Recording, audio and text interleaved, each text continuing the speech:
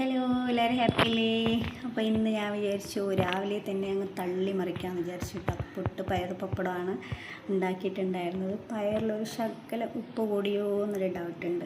അപ്പോൾ അതിൻ്റെ കൂട്ടത്തിലുണ്ടായിരുന്നത് കട്ടൻ ചായയാണ്. മോന് രാവിലെ പോകണം, മോൾക്ക് ഉച്ചയ്ക്ക് പോയാൽ മതി, കാരണം എക്സാം നടക്കുകയാണ്. അപ്പോൾ ഇവർ പോയി കഴിഞ്ഞാലുള്ള അവസ്ഥയാണ് റൂമിൻ്റെ അവസ്ഥ. കാരണം മൊത്തം പൂരപ്പുറമ്പായിട്ടായിരിക്കും കിടക്കുന്നുണ്ടാവുക.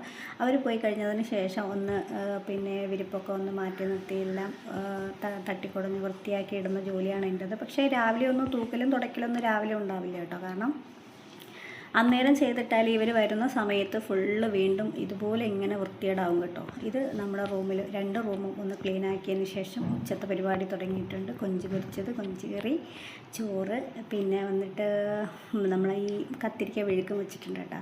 അപ്പോൾ ഉച്ചത്തെ പരിപാടി ഇതാണ്. അപ്പോൾ ഉച്ചയ്ക്ക് കഴിക്കാൻ വന്ന സമയത്തൊക്കെ പേരയ്ക്ക വാങ്ങിച്ചിട്ട് വന്നിട്ടുണ്ടായിരുന്നു. അത് സാധാരണ നിലയിൽ ഞാൻ വീഡിയോയിൽ 1-2 വീഡിയോയിലൊക്കെ കണ്ടിട്ടുണ്ട്, മുളക് പൊടി ഉപ്പും ഒക്കെ കൂട്ടി കഴിക്കുന്നത്. അപ്പോൾ ഞാനും ഒന്ന് ട്രൈ ചെയ്ത് നോക്കി. പക്ഷേ നല്ല ടേസ്റ്റ് ഉണ്ടായിരുന്നു കേട്ടോ. ചുമന്ന പേരയ്ക്ക കഴിക്കുന്നതിനേക്കാളും വെള്ള പേരയ്ക്ക അങ്ങനെ കഴിക്കുന്നതിൽ കൂടുതൽ ടേസ്റ്റ്.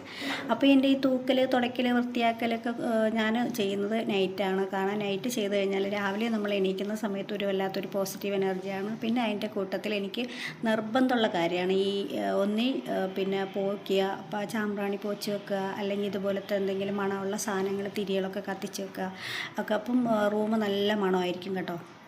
അത് കഴിഞ്ഞതിന് ശേഷം വാഷിംഗ് മെഷീനൊക്കെ പണിയാക്കി തന്നിട്ട് ഒത്തിരി ദിവസമായി. അപ്പോൾ രാത്രിയാണ് തുണി കഴുകൽ നടക്കുക. കാരണം യൂണിഫോമൊക്കെ നൈറ്റ് മക്കളിട്ട് വന്നതിന് ശേഷം ഒന്ന് കഴുകിയിടാണ് പതിവ്. മോൾക്ക് പനിയുണ്ടായിരുന്നു, അപ്പോൾ അത് കാരണം അവൾക്ക് ചോറ് വേണ്ടാന്ന് പറഞ്ഞു. പിന്നെ മാവുണ്ടായിരുന്നു, ദോശ ചുട്ട് കൊടുത്തു. അപ്പോൾ ഇത് ഇന്നത്തെ ദിവസം ഇങ്ങനെ അങ്ങ് പോയി. അപ്പോൾ അടുത്ത വീഡിയോ ആയിട്ട് വരുന്നവർ എല്ലാവർക്കും ബൈ ബൈ.